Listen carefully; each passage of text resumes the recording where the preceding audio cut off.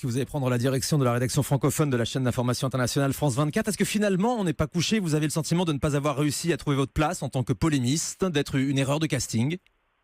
Non, je ne pense pas avoir été une erreur de casting. Je pense surtout qu'on m'a pas fait beaucoup de cadeaux. Alors vous allez me dire, je demandais pas des cadeaux à personne. Aujourd'hui, j'ai en tout cas un très beau cadeau parce que finalement, la vie est parfois aussi un peu bien faite. Il y a un an, j'ai quand même une très très belle proposition de Laurent Ruquier. Beaucoup de journalistes auraient aimé être à ma place et je pense que le téléphone d'ailleurs de Laurent doit sonner beaucoup depuis hier. Et un an après, j'ai cette proposition quand même à France 24 qui dirigeait une rédaction francophone de 160 personnes sous la direction de Marc Sécali. Donc je souhaite à beaucoup de journalistes sur la place de Paris d'avoir la chance que j'ai aujourd'hui d'avoir eu quand même deux très très belles propositions en l'espace d'un an. Donc je vous cache pas ce matin, une femme plutôt heureuse. Mais qu'est-ce qui motive votre décision de quitter On n'est pas couché? Juste la proposition de France 24 ou honnêtement, il y a d'autres facteurs?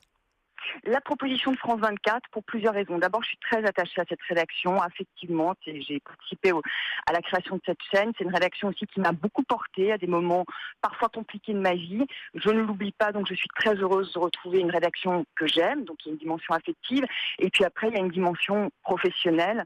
J'ai une grande fierté de pouvoir demain pouvoir diriger cette rédaction. C'est quand même des journalistes qui viennent d'horizons complètement différents, 33 nationalités, de grands professionnels, des journalistes qui vont sur le terrain. Et retrouver plutôt l'ombre que la lumière, Vanessa Burgraff?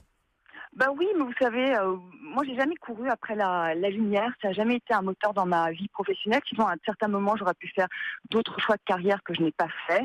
Moi je suis toujours allée vers mes envies, vers mes désirs, et faire quelque chose que j'aime. Et peut-être que dans le fond, l'actualité internationale, peut-être que le news, l'information pure, peut-être me ressemble plus que ce qu'a été On n'est pas couché. Mais j'en retire quand même une expérience qui a quand même été fabuleuse.